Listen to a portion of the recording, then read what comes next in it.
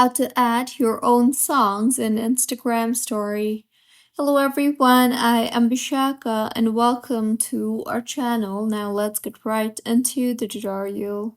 Firstly, go ahead and open the Instagram application on your device and make sure you are signed in.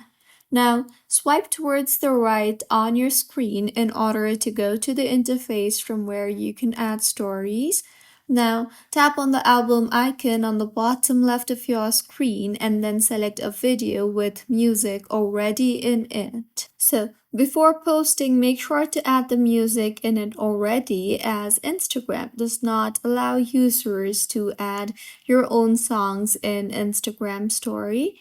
So you can add the song that you want from some other video editing app and then post it to Instagram.